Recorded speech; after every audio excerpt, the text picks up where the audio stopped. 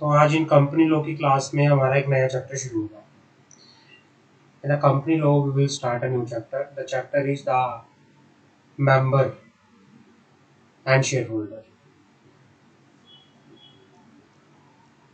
Company law की class में आज हम एक नया चैप्टर शुरू करेंगे।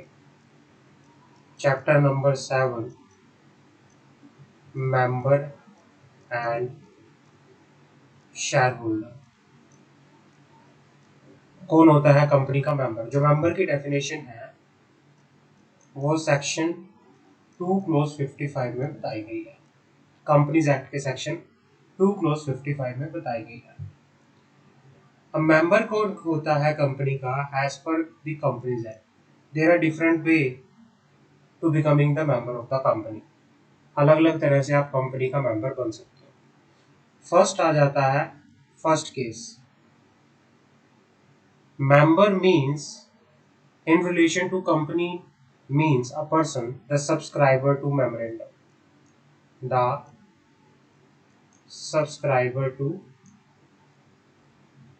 memorandum। अच्छा, कोई मुझे बताएगा क्या होता है subscriber to memorandum? Anyone else who tell me what is the meaning of subscriber to memorandum? Sir subscriber जो सब्सक्राइबर होते हैं जो परचेज करते हैं शेयर्स को उनका जो क्लॉज होता है वो मेमोरेंडम के अंदर मेंशन रहता है। सब्सक्राइबर टू क्लॉज के मेमोरेंडम अंदर की जो जरूरत कब फर्स्ट पड़ती है? सब्सक्राइबर्स होते हैं। किस टाइम पे सब्सक्राइबर टू मेमोरेंडम आता है? So they are also shareholders of the company, right, sir? They are also the shareholder of the company. Yes, they are also the shareholder of the company, but they are known as the first shareholder of the company.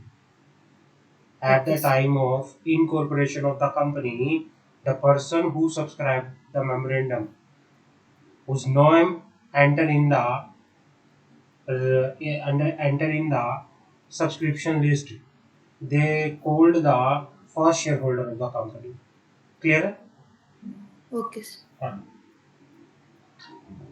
तो subscriber to memorandum जो होते हैं, जो agree होते हैं, subscriber to memorandum of the company who shall be deemed to agree, who shall be deemed to agree to become member of the company, to become member of the company। तो ये होता है first subscriber to memorandum. Second हमारे पास आता है, कुछ लोग होते हैं जो रिटर्न में एग्री हो जाते हैं। कंपनी ने उनको ऑफर किया हमारी कंपनी में आप शेयर होल्डर बन जाओ, और जो रिटर्न में एग्री हो जाते हैं, every other person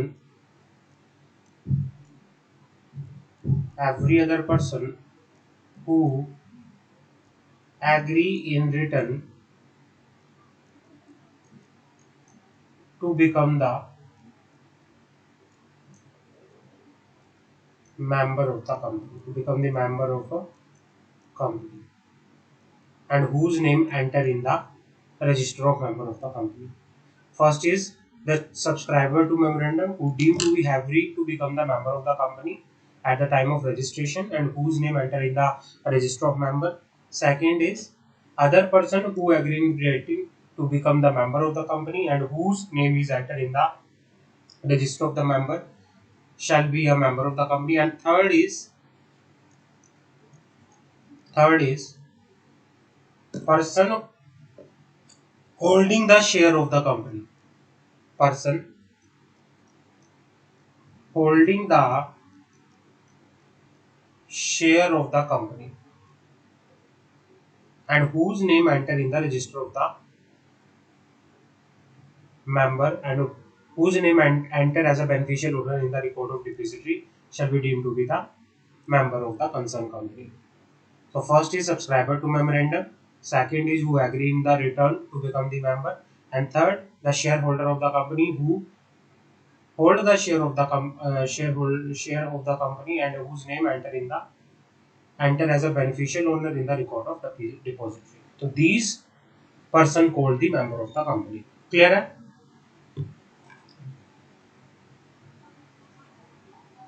Yes, sir. Any doubt? So this is the diagrammatic representation. No, sir, no doubt. Now term member. If I'm talking about the member, liability की बात करते हैं. Company limited by, if I'm talking about, there is a, yes, term member. Company limited by share. Shareholder are the member of the company.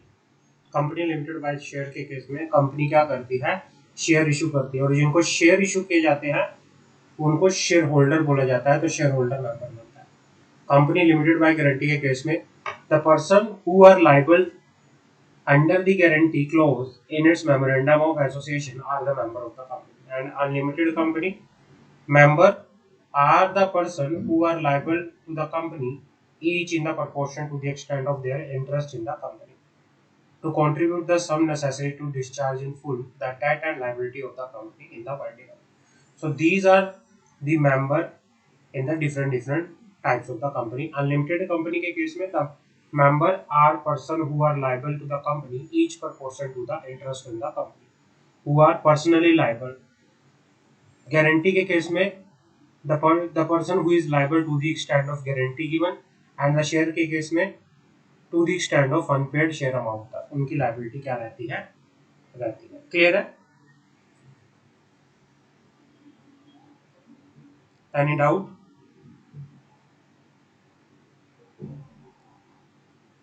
No, sir. Now, way to acquire the membership in the company. Company के अंदर member बनने के क्या क्या तरीके हैं. Way to acquire into the membership in a company. Same has we discuss above section 2 clause 55 of the Companies Act 2013. Person may acquire the membership in a company. First of all, subscriber to memorandum. Second is entering into agreement. Entering into agreement by agreeing in writing to become the member. Allotment by author.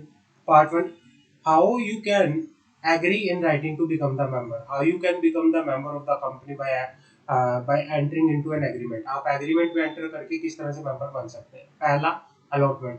भाई जब आपको allotment की जाएगी shares की तब आप member बन सकते हैं. जब शेयर आपको ट्रांसफर हो जाएंगे तब आप मेंबर बन सकते हैं. ट्रांसमिशन के केस में भी आप मेंबर बन सकते हैं. Estoppel by acquisitions.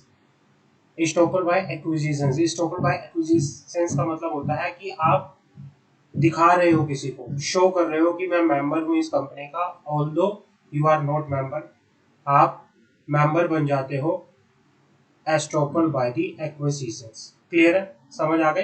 तो first way is subscriber to memorandum, second way is entering into an agreement, and there are different types of way you can become member in written, allotment by making application to the company, transfer by executing the transfer deed, transmission by consenting to transfer of share of a deceased person in his name, estoppel by acquiescence of or estoppel. And third is beneficial owner in the depository record by holding share of a company and whose name is entered as a beneficial owner in the record of depository. Beneficial owner in depository के मतलब क्या है कि beneficial owner की जिसने company के share ले रखे हैं और जिसका नाम कंपनी के बेनिफिशियल ओनर के रिकॉर्ड में, डिपॉजिटरी के बेनिफिशियल ओनर के रिकॉर्ड में है, तो वो भी कंपनी का मेंबर बन सकता है. And four is entering the name in the register of member.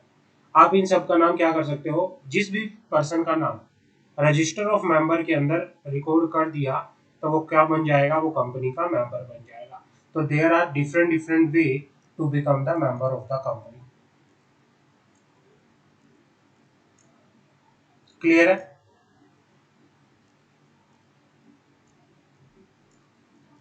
Yes, sir, clear. Okay. Gauri? Yes, sir, clear. Now difference between member and shareholder. What is the difference between member and shareholder? The definition of member are given in section 2 clause 55 of the Companies Act 2013. But there is no definition under the Companies Act of shareholder. Shareholder की Companies Act के अंदर कोई definition नहीं है. We use general definition of shareholder. Next is shareholder become the member of the company once name is entered into the company is register of member, or if he is a subscriber to the incorporation of the company, subscriber to memorandum at the time of incorporation of company. तो share holder member कब बनता है? Share holder member तब बनता है जब उसका नाम रजिस्टर ऑफ मेंबर में एंटर होता है, या at the time of incorporation of company वो क्या करता है, जो मेमोरेंडम ऑफ एसोसिएशन होता है उसको क्या करता है, सब्सक्राइब करता है। अ पर्सन हु हैज, और शेयर होल्डर कब बनता है कंपनी का? जो पर्सन कंपनी के शेयर्स को होल्ड करता है, जो पर्सन कंपनी के शेयर्स को होल्ड करता है तो वो शेयर होल्डर बन जाता है। अगर हम बात करें company in case of limited by guarantee do not have share capital and consequently their member are not share holder, तो इनके जो इस केस में शेयर होल्डर जो होते हैं only company limited bye share के केस में होते हैं। शेयर होल्डर जो होते हैं कंपनी लिमिटेड बाय शेयर्स के केस में होते हैं ओनली। क्लियर है? Any doubt? No, sir. The person who signed the memorandum of association with the company becomes the member. मैं कोई भी पर्सन जो मेमोरेंडम ऑफ एसोसिएशन को साइन करता है वो कंपनी का मेंबर बन जाता है। After signing the memorandum a person may become the share holder only when the share are allotted to them, लेकिन जिसके पास कंपनी के शेयर्स होते हैं वो कंपनी का शेयर होल्डर होता है, और जब उसका नाम रजिस्टर ऑफ मेंबर में एंटर हो जाता है तो वो मेंबर बन जाता है। क्लियर है? जी सर, क्लियर है। हाँ। The bearer of share warrant is not a member. किसी के पास शेयर वारंट है और शेयर वारंट का कोई बियरर है कि भाई शेयर वारंट के नाम पे किसी बंदे का नाम है, किसी पर्सन का नाम है, तो वो मेंबर नहीं है, लेकिन एक होल्डर ऑफ शेयर वारंट एक शेयर होल्डर हो सकता है। तो आप ये कह सकते हैं every member can be share holder but every shareholder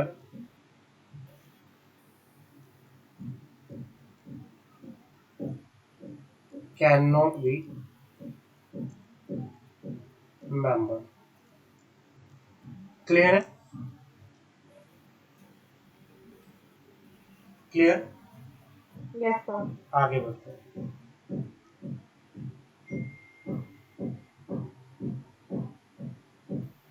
Who may become the member?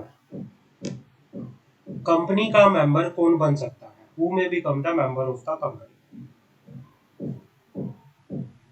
हमारे पास अलग अलग तरह के पर्सन आते हैं। जैसे कंपनी है, क्या कंपनी दूसरी कंपनी में मेंबर बन सकती है या नहीं बन सकती? मुझे बताओगे? क्या एक कंपनी किसी दूसरी कंपनी में मेंबर बन सकती है या नहीं बन सकती है? अब हमारे पास क्या है, ये लिस्ट दे दी है। क्या एक मेंबर किसी दूसरी कंपनी में मेंबर बन सकती है? क्या सब्सिडरी कंपनी उसकी होल्डिंग कंपनी में मेंबर बन सकती है? क्या पार्टनरशिप फर्म किसी दूसरे पार्टनर में किसी दूसरी कंपनी में वो बन सकती है मेंबर? एलएलपी क्या मेंबर बन सकती है? सेक्शन 8 कंपनी बन सकती है? फॉरनर बन सकते हैं, माइनर बन सकते हैं, सोसाइटी क्या मेंबर बन सकती है? तो ये अलग अलग तरह से हमारे पास आता है। तो सबसे पहले बात करते हैं, एक बार हम ये लिस्ट पढ़ा लेते हैं, फिर उसके बाद बात करेंगे रीजन की। कंपनी जो है वो दूसरी कंपनी के अंदर मेंबर बन सकती है। सब्सिडरी कंपनी अपनी होल्डिंग कंपनी की मेंबर नहीं बन सकती। पार्टनरशिप फर्म अगर वो रजिस्टर्ड नहीं है तो वो मेंबर नहीं बन सकती। एलएलपी एक दूसरी कंपनी के अंदर मेंबर बन सकती है। सेक्शन 8 कंपनी भी दूसरी कंपनी के अंदर मेंबर बन सकती है। फॉरनर भी दूसरी कंपनी के अंदर मेंबर बन सकता है। एक माइनर जो है वो मेंबर नहीं बन सकता। एक सोसाइटी जो है मेंबर बन सकती है। तो इनको पूरा हम प्रॉपरली क्या करेंगे, डिस्कस करते हैं। पहला हमारे पास आता है company as a member of another company. Company as a member of another company. Company is a legal person. Company क्या है? एक लीगल पर्सन है। And so is competent to contract. और कंपनी क्या कर सकती है? कॉन्ट्रैक्ट भी कर सकती है, क्योंकि in the eyes of law as per chapter 1 the incorporation of company, as per the जो हमने कैरेक्टरिस्टिक पढ़े थे कंपनी के, कंपनी का सेपरेट लीगल एंटिटी है।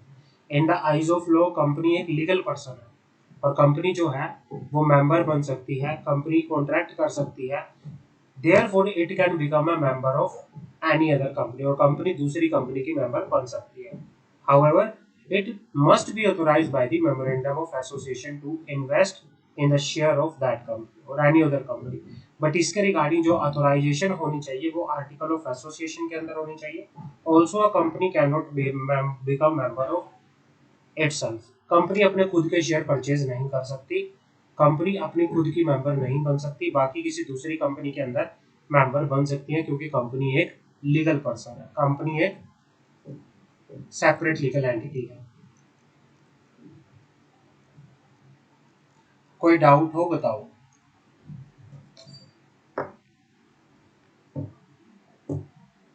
नो सर, नहीं डाउट। सेकंड पर पार्टनरशिप फर्म क्या मेंबर बन सकते हैं, क्योंकि पार्टनरशिप फर्म की अपनी सेपरेट लीगल नहीं एंटिटी नहीं होती, पार्टनरशिप फर्म एक लीगल पर्सन नहीं होती, पार्टनरशिप फर्म की अपनी सेपरेट लीगल एंटिटी नहीं होती, पार्टनरशिप फर्म अपने नाम से कोई कॉन्ट्रैक्ट नहीं कर सकती, तो पार्टनरशिप फर्म क्या नहीं कर सकती, किसी दूसरी कंपनी की मेंबर नहीं बन सकती। लेकिन यहाँ पे एक एक्सेप्शन है, एक पार्टनरशिप फर्म सेक्शन 8 कंपनी की मेंबर बन सकती है, एक्सेप्शन है यहाँ पे एक, the partnership firm can become the member of section 8 company। Clear है? अदरवाइज सेक्शन 8 कंपनी को छोड़ के किसी दूसरी कंपनी की पार्टनरशिप फर्म मेंबर नहीं बन सकती। Third, section 8 company can become a member of a company. एक non profit making company license under section 8 of the act can become member of another company if it is authorized by the memorandum of association to invest into the share of other company। तो section 8 company भी एक legal person है, इसीलिए वो भी क्या कर सकती है, किसी दूसरी कंपनी की मेंबर बन सकती है। सिर्फ एक ही कंडीशन है, उसके मेमोरेंडम ऑफ एसोसिएशन के अंदर ये ऑथोराइजेशन होनी चाहिए। दूसरा, फॉरेनर एज अ मेंबर, क्या एक फॉरेनर इंडियन कंपनी के अंदर इन्वेस्टमेंट कर सकता है? Yes, a foreigner can invest in the share of Indian company, बस उसके लिए आपको फॉरेन एक्सचेंज मैनेजमेंट एक्ट 1999 के प्रोविजंस को फॉलो करना पड़ेगा। But in the event of war, जैसे आजकल वॉर चल रहा है रशिया एंड यूक्रेन, तो अगर ऐसी सिचुएशन आती है कि भाई दो एक दूसरे की एनिमी कंट्री है, तो एक कंट्री का सिटीजन जो है, जैसे यूक्रेन का सिटीजन, यूक्रेन का बंदा रशिया की कंपनी के अंदर इन्वेस्टमेंट नहीं कर सकता। क्लियर है? अगर वो करता है, अगर उसकी ऑलरेडी इन्वेस्टमेंट है, तो उसके वोटिंग राइट को खत्म कर दिया जाएगा, उसको वोट किसी भी तरह से डिविडेंड नहीं दिया जाएगा। क्लियर है? समझ आ गए? यहाँ Yes, तक sir. कोई डाउट? यहाँ तक कोई डाउट हो तो मुझे बताओ। No, sir. नाउ इंपॉर्टेंट आगे ये इंपॉर्टेंट है, point number 4, minor as a member. क्या एक माइनर किसी कंपनी का मेंबर बन सकता है या नहीं है? इंडियन कॉन्ट्रैक्ट एक्ट कहता है कि भाई माइनर जो है कॉम्पिटेंट टू कॉन्ट्रैक्ट है, माइनर जो है इनकॉम्पिटेंट टू कॉन्ट्रैक्ट है, वो कॉन्ट्रैक्ट नहीं कर सकता, और माइनर जो है किसी कंपनी के अंदर मेंबर नहीं बन सकता। Consequently, an agreement by a minor to take share is void ab initio। अगर माइनर कोई एग्रीमेंट करता है, माइनर अगर कोई एग्रीमेंट करता है किसी कंपनी के अंदर शेयर परचेज करने के लिए, तो वो साथ के साथ क्या होगा, उस एग्रीमेंट को void ab initio, साथ के साथ void कर दिया जाएगा। क्लियर है? कोई doubt? No, sir. It has been held by the company law board। पुराने कंपनीज एक्ट 1956 के अंदर जो अथॉरिटी हुआ करती थी वो हुआ करती थी कंपनी लॉ बोर्ड, लेकिन नए एक्ट 2013 के अंदर इस अथॉरिटी का नाम है national company law tribunal, NCLT. ये कहना चाह रहा है कि it has been head by the company law board replaced by the tribunal under the companies act 2013। That agreement in writing for a minor to become a member may be signed on behalf of minor by his lawful guardian, and registration of transfer of share in the name of minor acting through his or her guardian, especially where the share are fully paid, cannot be refused on the ground of transferee being a minor। भाई यहाँ पे NCLT ने बोला, company law board ने बोला, एक case लो था नंदिता जान versus Bennett Coleman and company limited. ये एक केस था जिसमें क्या हुआ, ये बोला गया, कंपनी लॉ बोर्ड ने ये बोला कि भाई अगर माइनर कोई एग्रीमेंट कर रहा है शेयर को परचेज करने के रिगार्डिंग, अगर वो अग्रीमेंट साइन किया गया है माइनर के बिहाफ पे उनके लीगल गार्जियन के द्वारा, उनके पेरेंट्स कह लो या कोई लीगल गार्जियन कह लो, अगर उनके द्वारा वो साइन किया गया है तो क्या होगा, अगर वो शेयर फुली पेड अप थे तो कंपनी उनको मना नहीं कर सकती, कंपनी रिफ्यूज नहीं कर सकती, एक तरह से वो वैलिड माना जाएगा। क्लियर है, समझ आ गई? Yes, sir. नाउ आगे बढ़ते हैं। After attaining the majority, minor if he does not want to become member may repudiate his liability on the share on the ground of minority, and if it does so the company can not plead estoppel on the ground of his having received dividend during his minority or that he has fraudulently misrepresented his age in his application of the share। कि जैसे क्या होगा, जैसे ही वो major हो जाएगा, जैसे ही वो क्या हो जाएगा 18 इयर्स का हो जाएगा, तो क्या होगा, if he does not want to become member, अगर वो मेंबर बनना नहीं चाहता, मस्ट रिप्यूडिएट, वो क्या कर सकता है, कैंसिल कर सकता है is liability on the shares on the ground that minority, वो अपनी लाइबिलिटी को क्या कर सकता है, माइनॉरिटी के ग्राउंड पे कैंसिल कर सकता है। And if he does so the company can not plead stop on the ground of his having received dividend during his minority and or that he has fraudulently represented his age in an application for shares। और क्या है कि जब वो, ये कहना गया है कि जब वो मेजर हो जाएगा, जब उसकी एज 18 साल की हो जाएगी, तो वो जो उसकी शेयर्स पे लाइबिलिटी है उसको क्या कर सकता है, रिप्यूडिएट कर सकता है। और उस केस में अगर वो करता है तो कंपनी उसको मना नहीं कर सकती, कंपनी उसको ये नहीं कह सकती कि भाई अपने माइनॉरिटी के टाइम पर डिविडेंड आपने रिसीव किया, आपने फ्रॉडुलेंटली अपनी एज को मिस रिप्रेजेंट करके शेयर लिए, उस ग्राउंड पे कंपनी उसको मना नहीं कर सकती, अगर वो चाहे तो अपनी लायबिलिटी को कैंसिल करा सकता है। क्लियर है, समझ आ गई? Yes, sir. मंशा, गौरी, Yes, sir. क्लियर है? जी सर, क्लियर है। Yes, sir. If share are transferred to minor, the transferor will remain liable for future call on such share so long as they are held by the minor, even the transferor was ignorant of his minority। If the company know on of his minority, it will refuse to register the transfer unless the transfer was made through the guardian। कि भाई if the share are transferred to minor, अगर share जो है minor को transfer कर दिए हैं, जो ट्रांसफरर था जिसने शेयर ट्रांसफर किए वो क्या होगा, फ्यूचर कॉल के लिए लायबल होगा। मान लो मंशा एंड गौरी, गौरी क्या है, माइनर है, मंशा ने गौरी को शेयर ट्रांसफर कर दिया, 10 रुपए का शेयर था लेकिन मंशा ने शेयर पे कितना पे कर रखा था, 6 रुपए, अभी भी 4 रुपए मंशा को पे करना था। इसने ये शेयर इसको ट्रांसफर कर दिए, तो मंशा अभी भी, बेशक शेयर गौरी को ट्रांसफर हो गए हैं, लेकिन अभी भी 4 रुपए के लिए लाइबल होके यहाँ पर चलेगी। क्लियर है? Transferor Yes, sir. Yes sir. Liable रहेगा, क्योंकि फुली पेड अप शेयर का ट्रांसफर माइनर को हो सकता है, लेकिन पार्टली पेड अप शेयर के केस में अगर आप करते हो तो आप स्टिल लाइबल रहोगे फ्यूचर कॉल के लिए। ट्रांसफरर लाइबल रहेगा।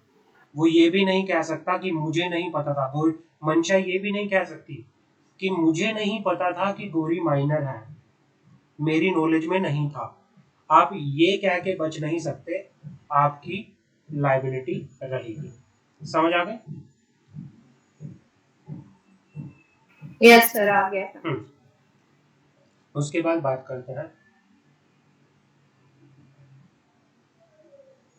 Insolvent as a member. क्या एक इंसॉल्वेंट पर्सन जो है मेंबर बन सकता है? इंसॉल्वेंट वो होता है कि जिसके पास कुछ नहीं बचा, दिवालिया निकल गया जिसका, तो क्या वो पर्सन मेंबर बन सकता है? Insolvent may be a member of a company as long as he is on the register of member। भाई एक इंसॉल्वेंट पर्सन ने अपने इंसॉल्वेंसी से पहले अगर कोई शेयर कंपनी के अंदर ले रखे थे, अगर उसका नाम रजिस्टर ऑफ मेंबर के अंदर है, तो वो मेंबर कंपनी का हो सकता है। he is entitled to vote but he lose all beneficial right in the share। वो वोट कर सकता है, लेकिन उसे किसी भी तरह से बेनिफिशियल इंटरेस्ट नहीं मिल सकता। जैसे वो उसके पास कोई डिविडेंड का राइट नहीं होगा, बोनस शेयर का राइट नहीं होगा, वो राइट उसके पास नहीं होंगे। And company will pay dividend on share to the official assignee और रिसीवर। कंपनी जो है जितना भी डिविडेंड वगैरह होगी, वो उसको ना दे के जो उसका ऑफिशियल असाइनी है या उसका ऑफिशियल रिसीवर है, जिसको गवर्नमेंट ने अपॉइंट किया है, उसको पे किया जाएगा। अदरवाइज इंसॉल्वेंट कंपनी का मेंबर बन सकता है। क्लियर है? समझ आ गई? जी सर, क्लियर। हाँ, अब हमारे आगे आता है एचयूएफ एज अ मेंबर। क्या एक एचयूएफ जो है, हिंदू अनडिवाइडेड फैमिली जो है, वो मेंबर बन सकती है या नहीं बन सकती, उसकी बात करते हैं। एचयूएफ देखो कोई भी लीगल पर्सन नहीं है, एचयूएफ लीगल नहीं है, also it is a person for the purpose of income tax act 1961। HUF देखो वैसे कोई लीगल पर्सन नहीं है, लेकिन इनकम टैक्स कहता है सिर्फ इनकम टैक्स पर्पस के लिए आप एक सेपरेट लीगल एंटिटी हो। एचयूएफ सिर्फ इनकम टैक्स पे करने के पर्पस के लिए सेपरेट लीगल एंटिटी है, अदरवाइज वो कोई सेपरेट लीगल एंटिटी नहीं है, वो कोई लीगल पर्सन नहीं है। एचयूएफ को रिप्रेजेंट किया जाता है कर्ता के द्वारा। There is no legal power on HUF to invest its money in the shared security of the company. Companies Act does not prohibit membership of HUF. In case of HUF, the share can be registered in the name of कर्ता has held। कि भाई क्या है, HUF कोई legal person नहीं है, सिर्फ income tax पे करने के पर्पज से HUF एक सेपरेट एंटिटी है। HUF को रिप्रेजेंट किया जाता है कर्ता के द्वारा। तो एचयूएफ जो है किसी भी कंपनी में इन्वेस्टमेंट कर सकती है, लेकिन वो अपने नाम से नहीं कर सकती, वो कर्ता के नाम से कर सकती है, कर्ता कर सकता है। समझ आ गई? क्लियर है? क्लियर है यहाँ तक? Who can become the member of the company? किसी का कोई डाउट हो तो मुझे बता सकता है। No, sir. हाँ, आगे बढ़े। Minimum number of member. जी सर। एक प्राइवेट कंपनी में कम से कम मिनिमम नंबर ऑफ मेंबर 2 चाहिए, पब्लिक कंपनी में 7 चाहिए, 1 पर्सन कंपनी में 1 मेंबर। अब आता है restriction on membership. Now another point हमारे पास आता है restriction on membership.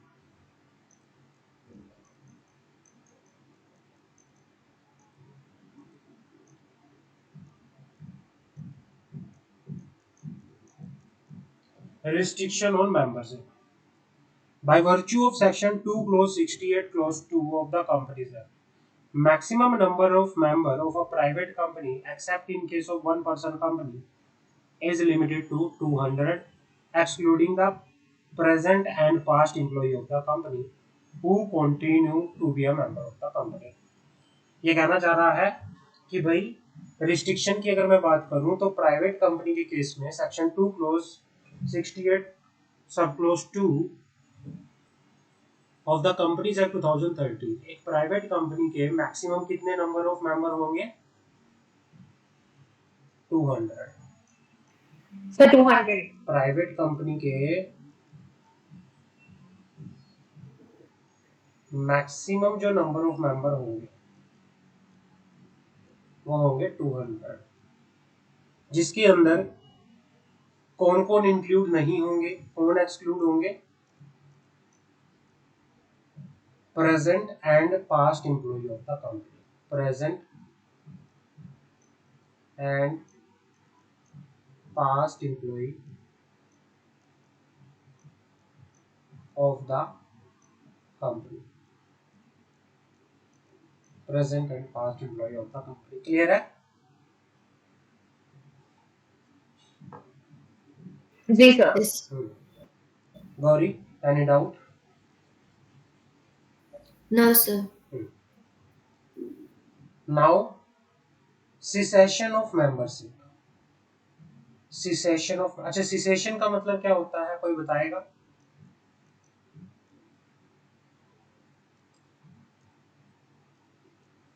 Sir discontinue हाँ कि भाई एक कंपनी के अंदर किस तरह से मेंबर को सीज किया जा सकता है कि मेंबर को कैसे हटाया जा सकता है आप मेंबरशिप अपना जो एक कंपनी का मेंबर कैसे हो सकता है अगर एक पर्सन अपने शेयर किसी दूसरे पर्सन को ट्रांसफर कर दे और जिसने ट्रांसफर किया है मंशा ने अपने शेयर गौरी को ट्रांसफर किए हैं और ट्रांसफर के बाद मंशा का नाम रजिस्टर ऑफ मेंबर में से हटा दिया तो ट्रांसफर की वजह से भी क्या हो सकता है सिसेशन हो सकता है second is forfeiture of share मंशा ने शेयर के ऊपर सिर्फ 6 रुपए पे कर रखे थे 6 रुपीज पे किया हुआ था एंड अभी रिमेनिंग अनपेड अमाउंट 4 रुपीज था बट मंशा ने पे नहीं किया so company had forfeited the share of Mansha so after the forfeiture of share Mansha have no right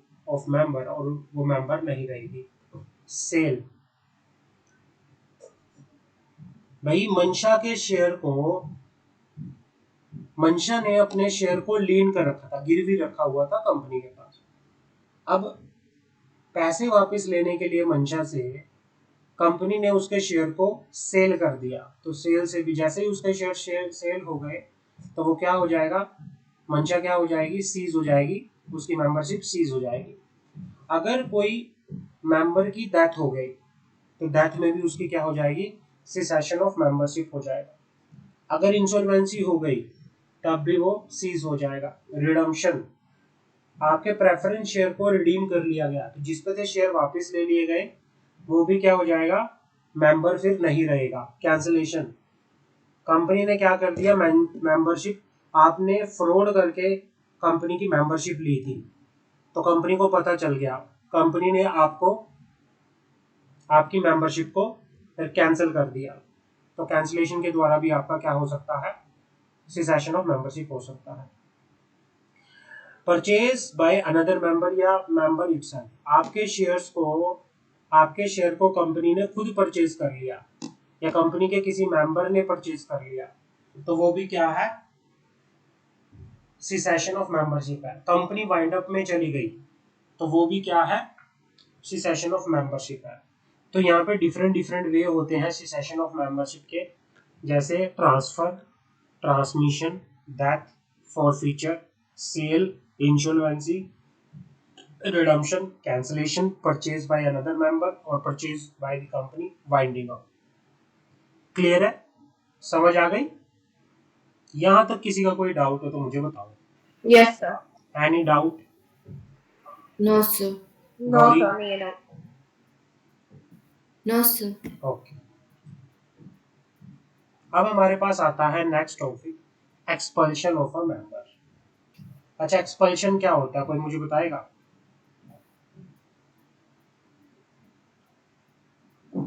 expulsion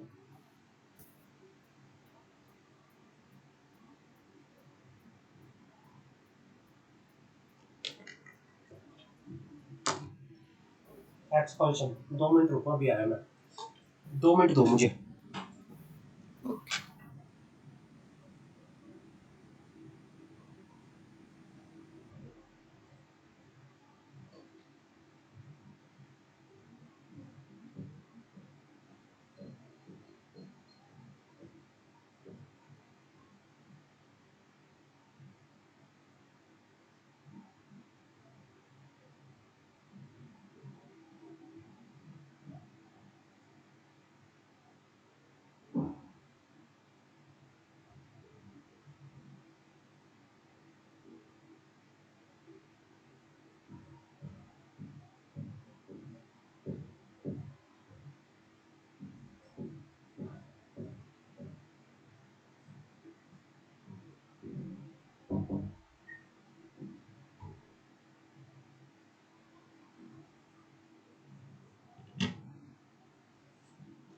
हाँ जी, एक्सपल्शन का पता है? Removal of a person's member from the company. Yes, कि भाई let's say there is a company ABC Limited and there are two shareholders, Mancha, Gauri. Mancha and Gauri. What happened?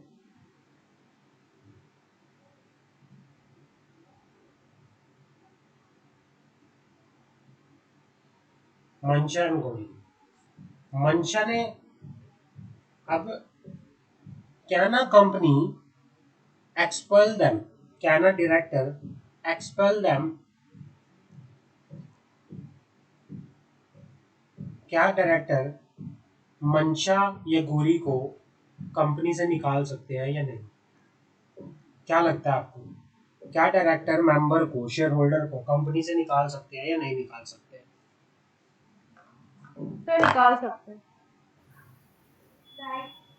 What is your view, Gauri? Yes, sir. They can remove. Okay, चलो मुझे एक बात बताओ, management of company किनके हाथों में होती है? Management of the company lie in the hands of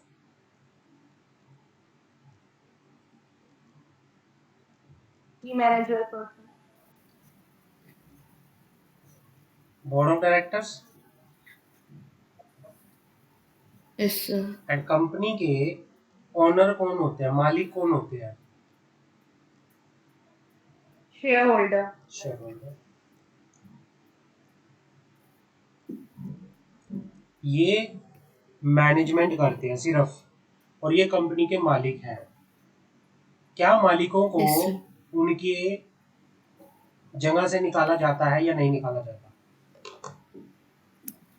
sir मालिकों को तो नहीं निकाला जाता, लेकिन जब मालिक के शेयर को फीटेड कर दिए जाते हैं तो फिर निकाला भी जा सकता होगा ना।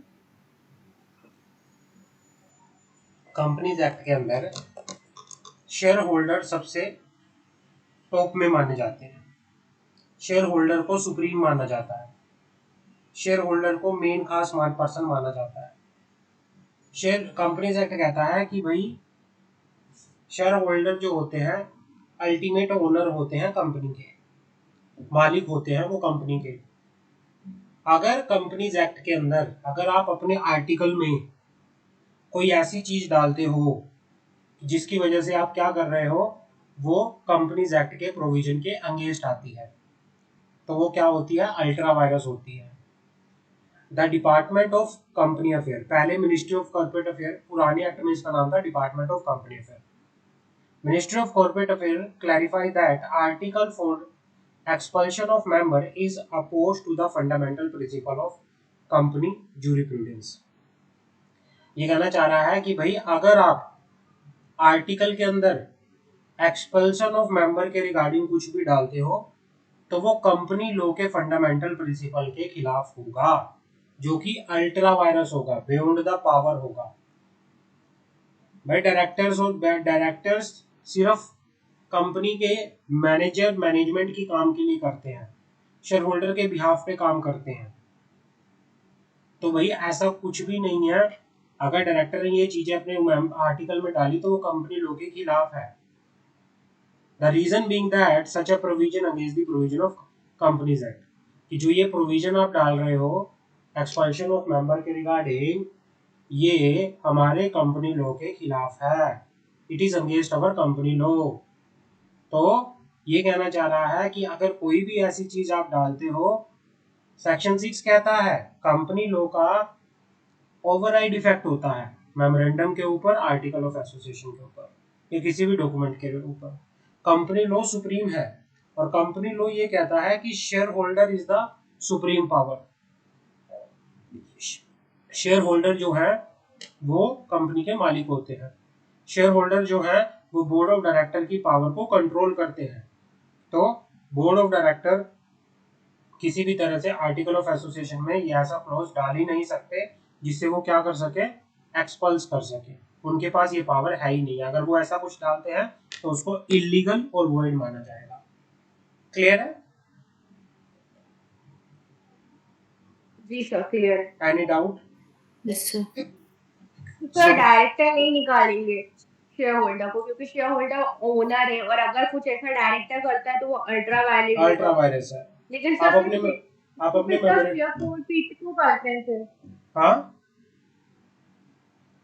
तो जब शेयर को फीचर करते हैं उस टाइम पे भी तो फिर जब शेयर होल्डर पे नहीं कर पा रहा है आपको, तो देखो आपने उनके शेयर को फीटेड कर दिया। शेयर होल्डर उस टाइम पे वो कंपनी की पावर एक्सरसाइज होती है। मेमोरेंडम और आर्ट के अंदर वो कंपनी की पावर है, जिसके लिए आपको कौन अथोराइज करता है? आपको अथोराइज किया जाता है कंपनी लॉ के द्वारा। कंपनी लॉ ये चीज बोलता है, कंपनी लॉ आपको अथोराइज करता है। समझ रहे हो मेरी बात? फॉरफीचर अलग चीज है भाई, आप दे ही नहीं रहे। आप शेयर होल्डर बनोगे कैसे? जब आप पूरा पैसा दे दोगे, प्रॉपरली शेयर परचेज कर लोगे। आधा अधूरा पैसा भी आपने दे रखा है, आप शेयर होल्डर रहो लेकिन अभी भी पार्टली पेड अप हुआ, पार्टली पेड अप। आपको टाइम दिया जाता है बार बार, आप नहीं दे रहे तो फिर वहां पे क्या होगा? आपसे ओनरशिप ले ली जाएगी ना, मालिक ही नहीं रहोगे फिर आप। जी क्लियर है? सर, जी सर, ठीक है। यस ये सर, चीज क्लियर है। है। आगे बढ़े। Yes, sir.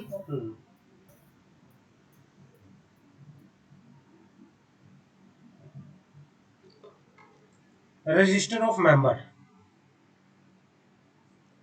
ये भी इंपॉर्टेंट है। Register of member, section 88 of the companies act 2013 laid out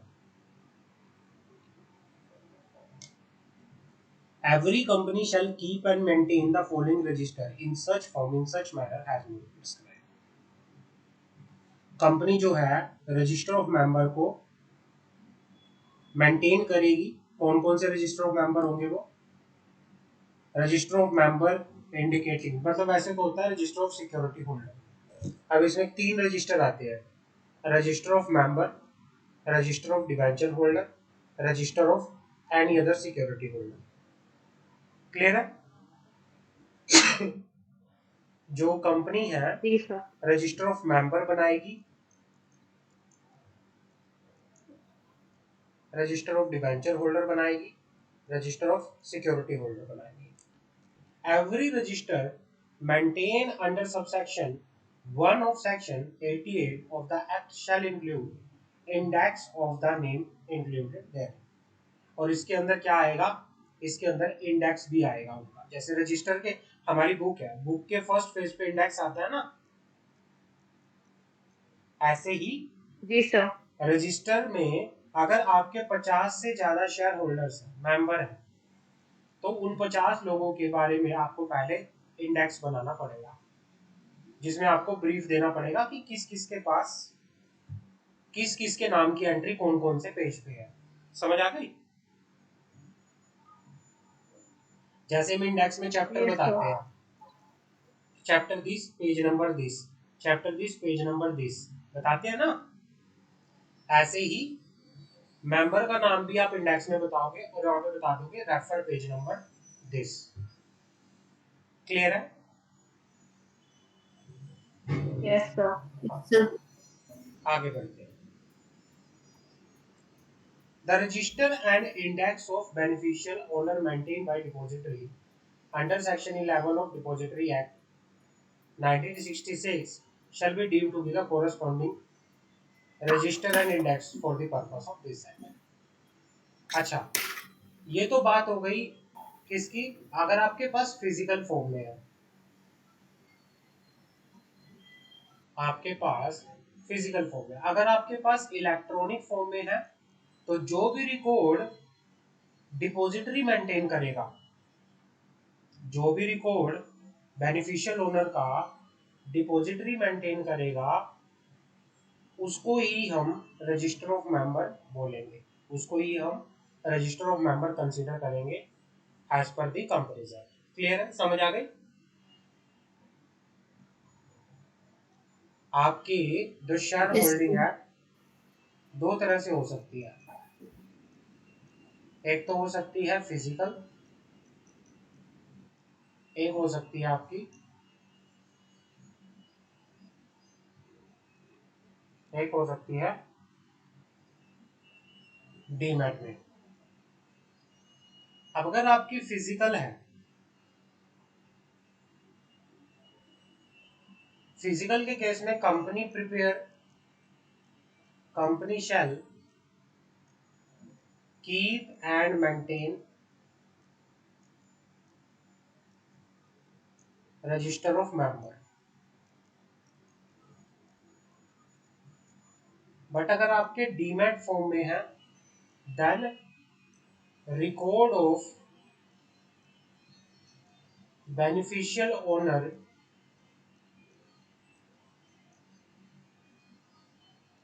shall be maintained by the depository, और जो डिपॉजिटरी रिकॉर्ड मेंटेन करेगी उसी को ही रजिस्टर ऑफ मेंबर बोला जाएगा। समझ आ गई? Yes, sir. Company is authorized by the article keep in any country outside India in such manner as may be prescribed a part of register 2 in subsection 1 of section 88 of the act called foreign register, containing the name particular of member, debenture holder, security holder or beneficial owner residing outside India। मान लो आपके काफी सारे share holder हैं जो US में रहते हैं, US के हैं, तो कंपनी क्या करेगी, आउटसाइड इंडिया में ही, यूएस के अंदर ही आपके रजिस्टर का एक पार्ट वहां मेंटेन करेगी, उसको बोला जाएगा, क्या बोला जाएगा, सुबॉर्डिनेट रजिस्टर। और आपके जो मेन रजिस्टर है उसको बोला जाएगा प्रिंसिपल रजिस्टर, और पीरियोडिक बेसिस में इसकी एंट्री इसमें साथ के साथ होती रहेगी। क्लियर है? तो इसका एक पार्ट, अगर आपके फॉरेन में काफी सारे शेयर होल्डर हैं, वहां पे भी आपको फिर क्या करना पड़ेगा, एक आपके मेन रजिस्टर का पार्ट वहां पे एज अ फॉरेन रजिस्टर रखना पड़ेगा, और वहां पर जो भी वहां पे सिक्योरिटी सेल परचेज हो रही है, जो भी ट्रांसफर हो रही है, शेयर होल्डर नहीं बन रहे हैं, उनकी एंट्री आपको वहां करनी पड़ेगी। यहाँ तो कोई डाउट हो तो मुझे बताओ। No, sir. हाँ, अब आता है हमारे आगे content of register of member not having share capital. अब क्या क्या कंटेंट होते हैं रजिस्टर ऑफ मेंबर के। In case company not having share capital, the register of members shall contain the following particulars. Number 1, name of the member, member का नाम क्या होगा, मेंबर का एड्रेस क्या होगा। अगर मेंबर जो है वो कंपनी है तो कंपनी का रजिस्टर्ड ऑफिस का एड्रेस आपको बताना है। मेंबर का ईमेल एड्रेस क्या होगा, परमानेंट पैन नंबर क्या होगा, अगर आपका मेंबर कंपनी है तो कंपनी का यूईएन सिन नंबर क्या होगा, फादर नेम क्या होगा, स्पाउस नेम क्या होगा, ऑक्यूपेशन, स्टेटस, नेशनलिटी, तो ये आपको बताना पड़ेगा। अगर आपका मेंबर माइनर है तो गार्जियन की डिटेल भी आपको बतानी पड़ेगी, मेंबर की डेट ऑफ बर्थ क्या है, एड्रेस, नॉमिनी का एड्रेस, सब कुछ बताना पड़ेगा। समझ आ गया पॉइंट नंबर 1? Yes, sir. हाँ, Yes, sir. पॉइंट नंबर 2, किस दिन आप मेंबर बने, the date of becoming the member, किस दिन आप मेंबर नहीं रहे, date of cessation, amount of guarantee if any, अगर आपने कोई गारंटी दे रखी है, एनी अदर इंटरेस्ट, आपका कंपनी के अंदर कोई और इंटरेस्ट भी है, आप डायरेक्टर हो, एम्प्लॉई हो, वो भी बताना पड़ेगा। Instruction if any given by the company with regard to sending of notice, तो ये सारा आपको रजिस्टर के अंदर कंटेंट होता है। These are the content content of register of member. Clear है? Any doubt? No, sir. Now हमारे आगे No, sir. पॉइंट आता है maintaining the register of member. Maintaining the register of, यहां तक किसी का डाउट हो तो मुझे बताओ।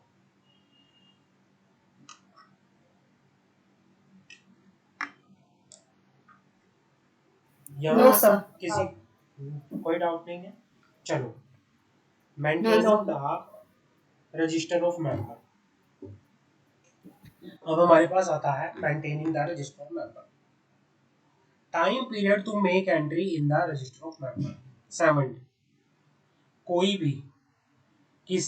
भी क्या हुआ, एनी पर्सन कंपनी का मेंबर बना, कोई भी ट्रांसफर ऑफ शेयर हुआ, कोई डिवेंचर हुआ, कोई सिक्योरिटी हुआ, the entry in the register of member maintained under section 88, the entry in the register जो कि मेंटेन किया गया है under section 88 shall be made with in 7 days after the board of director or it is duly constituted committee approve the allotment or transfer of shares, debenture or any other security as the case may be। ये कहना चाह रहा है कि जब allotment approve हो जाएगी, जब transfer of share, debenture, security approve हो जाएगा, तो बोर्ड ऑफ डायरेक्टर क्या करेगा, अप्रूव होने के, या कोई भी उसकी डूली कॉन्स्टिट्यूटेड कमेटी है, अप्रूव होने के 7 दिन के अंदर अंदर रजिस्टर के अंदर एंट्री कर देंगे। क्लियर है? समझ आ गई?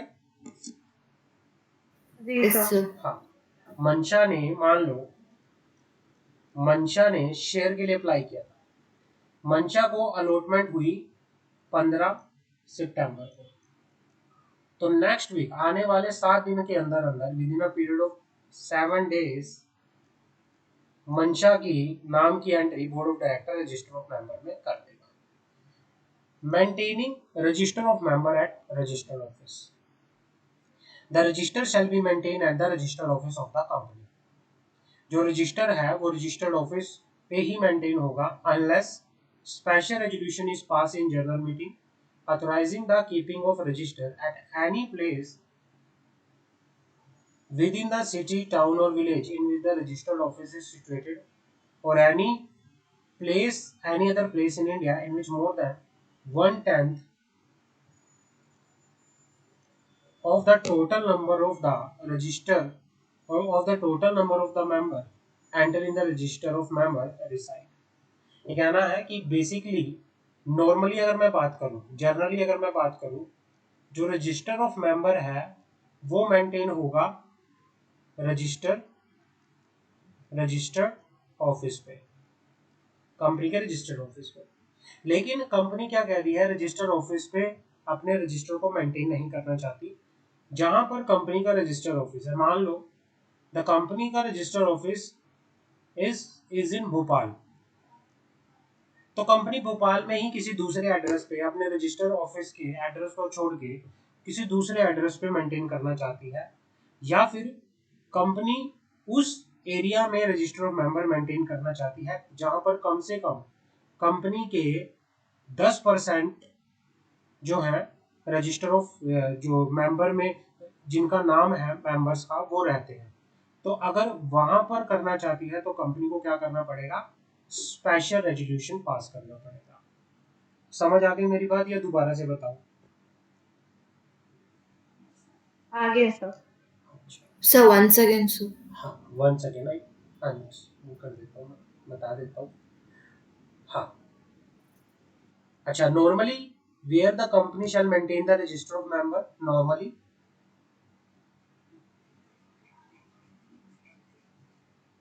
Normally Correct, register office of the company. हाँ, दो सिचुएशन। नॉर्मली कंपनी कहाँ रजिस्टर मेंटेन करेगी?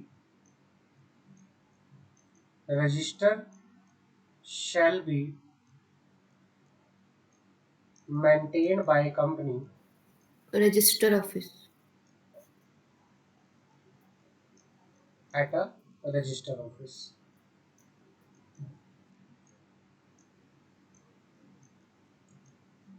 But company want to maintain register other than So company can register by online also. not online. Company can maintain register in digital form, not online. Just because these are statutory register, these are not publicly Okay. Company को अपने पास maintain करती है। Company digital form में maintain कर सकती है but online नहीं कर सकती। Digitally you can say. तो Okay. हाँ, other than registered office company want to maintain, company want to maintain other than registered office, same city में किसी दूसरे एड्रेस पे मेंटेन करना चाहती है, या फिर उस एरिया में मेंटेन करना चाहती है जहां पर मिनिमम कम से कम या फिर 10% से ज्यादा मेंबर रहते हैं, रिसाइड करते हैं। अगर वहां पे कंपनी मेंटेन करना चाहती है तो कंपनी को स्पेशल रेजोल्यूशन पास करना पड़ेगा। क्लियर है? यहाँ तक किसी का डाउट तो मुझे बताओ। Any doubt Gauri? No, Swami.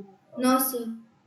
Now again, explanation to change in register on account of death, insolvency, etc. of member. If any change occur in the status of member or debenture holder or any other security holder, whether due to death or insolvency or change of name or due to transfer to investor education protection fund or due to any other reason, entry thereof explaining the change shall be made in the register respectively.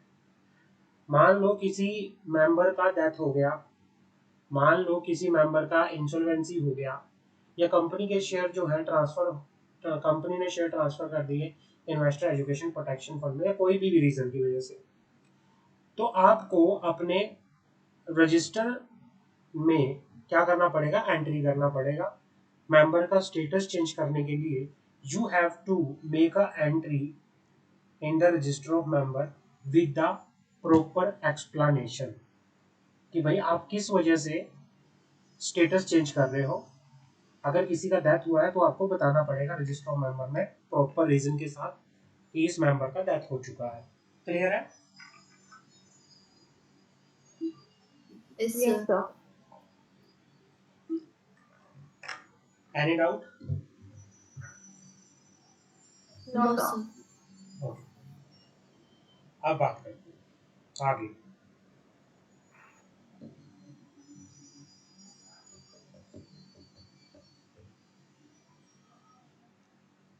Rectification of register person to order of authority.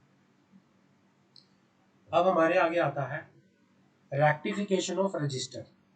Rectification का मतलब होता है कि अगर कोई भी register के अंदर आपने कोई गलती की है, ओमिशन किया है, तो उसको रेक्टिफाई आप करवा सकते हो अथॉरिटी के ऑर्डर से। If rectification is made in the register bye the company pursuant to the order passed by the competent authority under the act, the necessary reference to such order shall be indicated in the respective register. क्या था? Company क्या कर रही है? Register of member के अंदर company को गौरी का नाम डालना था, लेकिन कंपनी ने बाय मिस्टेक किसका नाम डाल दिया? मंशा का नाम डाल दिया। Now company want to rectify the register, so first of all company have to take approval of the authority, then authority shall pass the order regarding the rectification। और प्रॉपरली आपको जब आप ये रेक्टिफिकेशन अपने रजिस्टर में करोगे, आपको properly बताना पड़ेगा कि जो ये हम रेक्टिफिकेशन कर रहे हैं, ये रेक्टिफिकेशन हम सब्जेक्ट टू द ऑर्डर कर रहे हैं, हमने प्रॉपरली ऑर्डर लिया है और उस ऑर्डर के अकॉर्डिंगली हम ये रेक्टिफिकेशन कर रहे हैं। समझ आ गए? क्लियर है? Yes, sir. If any order is passed by judicial or revenue authority or by Security Exchange Board of India or by tribunal attaching the share, debenture, other security and giving direction for remittance of dividend or interest, the necessary reference of such order shall be indicated in the respective register. ये कहना चाह रहा है कि अगर कोई भी order revenue या जुडिशियल अथॉरिटी ने दिया है, सेबी ने दिया है, ट्रिब्यूनल ने दिया है, किस चीज से रिलेटेड? अटैच करने के लिए, किसी के शेयर, डिवेंचर, अदर सिक्योरिटी को अटैच करने के लिए। अटैच का मतलब होता है फॉरफिट करने के लिए। तो उस सिचुएशन में क्या होगा? अगर साथ की साथ अगर ऑर्डर भी दिया है regarding the remittance of dividend and interest, तो इस चीज का आपको प्रॉपरली फैक्ट भी किसमें बताना पड़ेगा? रजिस्टर के अंदर बताना पड़ेगा। तो this is the all about.